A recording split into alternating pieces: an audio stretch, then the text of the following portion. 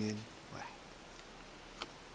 بسم الله الرحمن الرحيم، والحمد لله رب العالمين، والصلاة والسلام على أشرف المرسلين سيدنا محمد صلى الله عليه وآله وسلم، وبعد. أقدم نفسي أخوكم محمود عوض أحمد الشيخ، صيدلي صاحب صيدلية محمود الشيخ ببركة السبع ميدان المحكمة، دفعة 85 جامعة الزقازيق، مواليد سنة 62، أمين عام حزب النور ببركة السبع. نتشرف ان احنا نقدم لاخواتنا وابائنا وابنائنا في مدينة ومركز وقرى بركة السبع برنامج حزب النور. لماذا قررنا النزول الى ساحة السياسة؟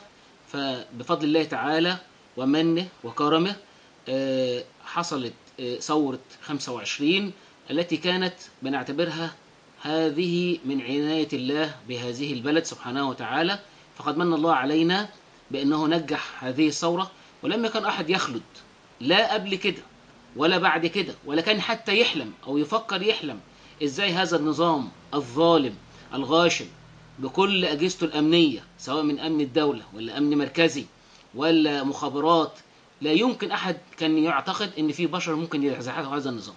بفضل الله تعالى في 18 يوم لقينا آيات ربنا تتنزل علينا.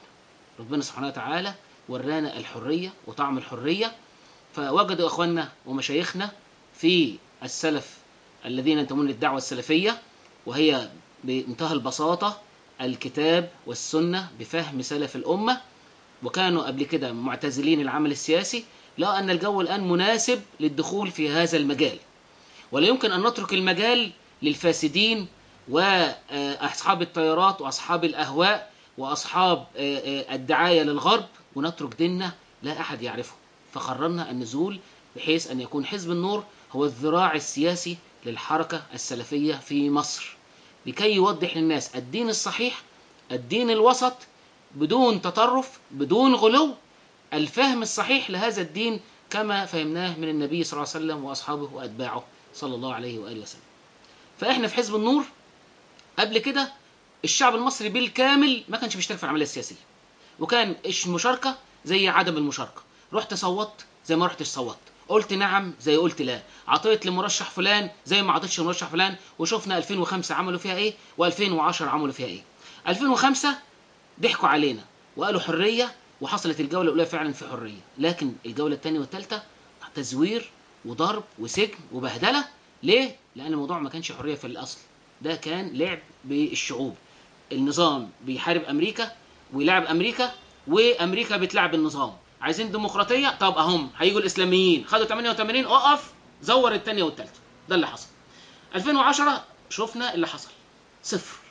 كل القوى السياسية إسلامية وغير إسلامية وقوى المعارضة بالكامل، يبقى هذا النظام كان نظام ديكتاتوري.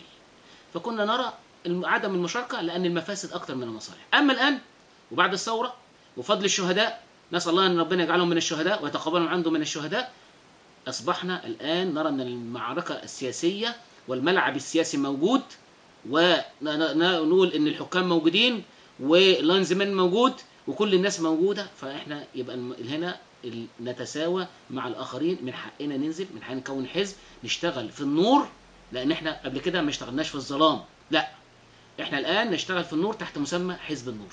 وحزب النور لكل المصريين، سواء مسلم سواء نصراني سواء ليبرالي سواء، لكن يؤمن بمرجعيتنا. إحنا نقول للناس إحنا عايزين ديمقراطية بمرجعية إسلامية، عايزين دولة مدنية بمرجعية إسلامية، عايزين دولة تقدمية مرجعية إسلامية. كل خلافنا مع العلمانيين والليبراليين بيتكلموا كل همهم مصر الحضارة، مصر الثورة. الإمام محمد عبده قال كله حلال الفن هل مصر الحضارة عبارة عن سينما ومسرح وأدب بس؟ هو دي مصر؟ أبدا. فين التقدم الزراعي؟ فين التقدم الصناعي؟ فين التقدم التكنولوجي؟ فين التقدم العلمي؟ فين التعليم؟ فين التربية؟ فين الأخلاق؟ فين الكلام ده؟ فين قيم المجتمع المصري؟ خلاص الآن نجد إن في بلطجية. هل المصريين بلطجية؟ أبدا أبدا. هذا الشعب شعب طيب وشعب مسالم. هل المصريين حرامية؟ أبدا. هل المصريين أبدا. خلاص. فإحنا عايزين نرجع الناس لدينها الصحيح، لأن النظام السابق ومن سبقه خلاص منذ مئات السنين يضعون حاجز بين الإسلام وفهم الصحيح وبين عامة الشعب. كان الناس تخاف تكلم الدقون، لا ابعد عنهم لانك هتتسجن، هتتقبض عليك، خلاص كان في خوف. لكن احنا الان ما عادش في خوف، ما عادش عندك حجه. فاحنا البرنامج بتاعنا هنقول كل البرامج تشترك في بعضها في الخطوط العريضه. مش هقول ان احنا عندنا برنامج، لا، عندنا برنامج تعليمي. برنامج الحزب متكون من 28 صفحه، 8 صفحات كامله للتعليم. لازم انهض بالتعليم بالمدرس، وانهض بالمدرسه، وانهض بالطالب، خلاص، وانهض بالمنهج. خلاص، دي العمليه التعليميه مكونه من 4 خطوط عريضه. يبقى التعليم هو اساس شغلنا، والبحث العلمي بدل ما اهتم بلعيبه الكوره وبالفن وبكذا، لا، انا عندي البحث العلمي اهتم بيه، لانه ده اللي هيتقدم، مصر هتقدم بالبحث العلمي وبالتعليم. من غير كده مش هيحصل. طيب مع البحث العلمي والتعليم وجود دين هيخلي العالم عالم، ده ايه؟ راجل عنده ضمير، خلاص، عنده اخلاق، عنده مبادئ. بدل الدكتور ما يخش يفتح لك بطنك وانت مش محتاج تفتح بطنك، لا. طب بدل ما تخش الصيدليه، لا. بدل ما تجيب مهندس يعمل لك مبدا يغشك، لا. بدل بتاع العامل بتاع، لا. بدل مصنع الحديد ما يعملش خامات مظبوطه، لا. احنا عايزين كل هؤلاء يكون عندهم دين، والدين هو الفيصل، والعدل اساس الملك. اذا وجد العدل، خلاص، الدوله تتناهى مستديمه، سواء كافره او مسلمه. طب ما بالك ما كانت مسلمه كمان وننتمي للاسلام وفي عدل، خلاص. العدل ده الاساس. ربنا قال لا تظلموا، خلاص، فاني حرمت الظلم على نفسي، خلاص، وان الظلم ظلمات، خلاص. يبقى انا في الحاله دي بقول للناس هذا الحزب له برنامج سياسي واضح، سياسه شرعيه، سياسه بعيده عن نظام مكيافيلي او اللي ان انا اللي تلعبه وتكسبه، لا، ما عندناش. احنا حزب النور واضحين، بنشتغل في النور ومبادئنا واضحه. لا تحالف مع علمانيين ولا ليبراليين. اذا كان يقول الشريعه انا معاه، ما قالش الشريعه تحكمني انا مش معاه، خلاص. احنا واضحين للناس، الحمد لله رب العالمين. عندنا برنامج في التعليم، برنامج في الصحه، ننهض بالدكتور، ننهض بالمستشفى، ننهض بالممرض، خدمه طيبه. مش اعمل مباني واعمل جرانيت واعمل سيراميك واعمل رخام وعمال نكسر في الرخام ونحط رخام وما فيش عندي دواء، ما فيش عندي سرنجه، ما فيش عندي دكتور شاطر، لا. كل ده لازم يتغير، كل ده لازم يتغير. يبقى التعليم اتظبط، هيعمل نهضه زراعيه، هعمل نهضه صناعيه، هعمل نهضه تكنولوجيه، هذه البلد تتقدم. عندي في كل الاماكن وكل المجالات خبراء. بدانا نعمل كوادر في الحزب، عملنا مؤتمر اقتصادي في شهر 7 اللي فات، قدمنا طلب للمجلس العسكري اننا عايزين نعمل بنك اسلامي، بنك النور. ليه؟ عشان نساعد الشباب والمشاريع الصغيره والمتوسطه. يبقى احنا كده ايه؟ بننهض بالبلد، لان مصر مش هتعمل المشاريع الضخمه، مش هنقدر نخش فيها. لكن انا لما النهارده اعيش الشعب وابسط الشعب، مدخرات هذا الشعب اخدها احطها في المشاريع الضخمه، بدل ما اخد اموال التامينات تضيع في اوروبا وفي امريكا وفي سندات خزانه وفي الافلاسات وفي البورصه. لا، انا عايز اعمل مشاريع جوه البلد. ولذلك الناس لو عندهم ضمير، خلاص، يبقى فعلا الناس ديت هتعمل تطور وتقدم في البلد. وهذا الفيصل بيننا وبين النظام السابق، ان احنا عايزين الناس عندها دين في كل المجالات، شاطر اي في التخصص بتاعه، وكان كده عنده ايه؟ يكون عنده دين وضمير. يبقى انا عندي في المجالات كلها بلا استثناء. الزراعه كارثه في اللي احنا عايشين دلوقتي فيها. القطن طويل التيره اتزرع، عندنا 4 مليون امتار ما حدش يشتريهم، مصانعنا بتشتغل بقصير التيله. طب احنا ما عملناش صفقات تصديريه للخارج، يعني الفلاح يعمل ايه؟ يشرب ال 4 امتار قطن مليون قطن بتاعه؟ ده كلام؟ هذه حكومه؟ هذه دوله؟ لا. يبقى انا المفروض اجيب البذره قصيره التيره وازرعها في مصر، تمام، واخدها اديها المصانع بتاعتي، تمام. يبقى اذا القائم على الامر الان بيهد في البلد مش بيبني في البلد، تمام. وما زال هذا النظام السابق موجود وموجود بكل اذرعته، والنظام لسه لم يتخلى عن مراكزه في كل الاماكن. فين الحد الاقصى للاجور؟ هل عجزت الحكومه بقى لها 9 شهور مش عارفه تعمل حد اقصى للاجور؟ والحد الادنى مش عايزين يرفعوا الناس؟ ايه كان الفايده ده؟ فين الصناديق الخاصه 16 مليار وفي ال 4 مليار هنا وال 3 مليار هنا؟ اين هؤلاء؟ خلاص. فاحنا كحزب النور عندنا برنامج كامل وشامل في كل مجالات الحياه، سواء صحه، سواء زراعه، سواء تعليم، سواء بحث علمي، سواء زراعه. كل هذه المجالات عندنا فيها تصور ورؤى وبرنامج واضح. لما هنخش ونقعد على الكرسي، ان كان لنا نصيب ان شاء الله ونوصل بعد الانتخابات القادمه، اعرف امكانيات البلد ايه، واقول للشعب بتاعي واقول للناس يا جماعه الحد الاقصى في مصر مش يقولوا 36 ضعف، لا. انا عندي دوله في السويد من 1 ل 5 اقصى حاجه. اذا كان اقل واحد بياخد 1000 يبقى اقصى واحد ياخد 5000. دي السويد، دي بيقولوا عليها العداله الاجتماعيه. لا، انا عندي في الاسلام بقى ان الامير اقل واحد في ايه، وان المحافظ يكون اقل مرتب في ايه للشعب. ليه؟ لانه ما يتميزش، لانه عارف انه هيتسال ايه. سيدنا عمر قال كده: لو ان دابه في العراق تعثرت لسئل عنها عمر لما لم تمهد لها الطريق يا عمر. لانه عارف يعني الحاكم، حاكم يعني مسؤول عن كل واحد في هذه البلد، مسؤول عن كل شارع، مسؤول لو دبه وقعت في حفره، مش بني ادم يقع في حفره، مش بني ادم يتسرق على الطريق، مش بني ادم يتروع في بيته مش لاقي امان، لا.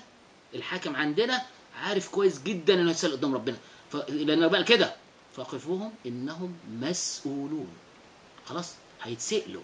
ولذلك الاماره لا تطلب، احنا لا نسعى للكرسي، لا، احنا عايزين نوصل ان احنا نعلم نرجع الناس لدينهم تاني، ولو رجعوا لدينهم تاني كل حاجه هتظبط في البلد. وربنا قال كده، ولان اهل القرى امنوا واتقوا لفتحنا عليهم بركات من السماء والارض. وبعدين بيتكلموا على النصارى، والنصارى هنعمل ايه في النصارى، وهنعمل ايه في السياح، وهنعمل، لا يا جماعه، النصارى جزء من هذا الوطن، اخواننا في الايه، شركاء الوطن، سواء في الارض، سواء في الهواء، سواء في الميه، خلاص، لهم ما لهم وعليهم ما علينا، هم يحكمون لشريعتهم فيما يخصهم، ونحن نحتكم لشريعتنا فيما ايه يخصنا، تمام. الحاجات المشتركه خلاص يخضع لشريعتي، ده المشترك، لكن الحاجه اللي تخصه هيتحاسب عليها، والحاجه اللي تخصني هيتحاسب عليها. السياحه، هل الشعب المصري عايز يعيش من حرام؟ لا، عايزين نرجع الناس تعيش من حلال. هل الشعب المصري ربنا سبحانه خلقه عشان يكسب من الخمره ومن شرب الخمره ومن السياحه الفاشله؟ لا، احنا نعمل سياحه علاجيه، سياحه مؤتمرات، سياحه رالي، السباقات، في 50 سياحه، خلاص، في سياحه تعليميه، سياحه ثقافيه، سياحه عندنا ارقى حضاره في العالم كله. احنا ليه موقفين المساله على وبعدين تطلع واحده تقول لك ايه هتعملوا في البكيني، وانت هتعملي ايه في البكيني؟ انت هتعملي ايه؟ خلاص. طيب الناس خايفه من ايه؟ طب ما احنا عايزين في المجتمع همت، والحمد لله رب العالمين بنتعامل مع كل الناس، ما حدش خايف مننا ليه؟ وانا في الصيدليه اهو، النصراني بيتعامل معايا قبل المسلم، ويثق فيا قبل المسلم، وله ياخد وبيتعامل معايا بقاله 10 سنين، وبيتعايش معاه وبتعايش معاه، ايه المشكله؟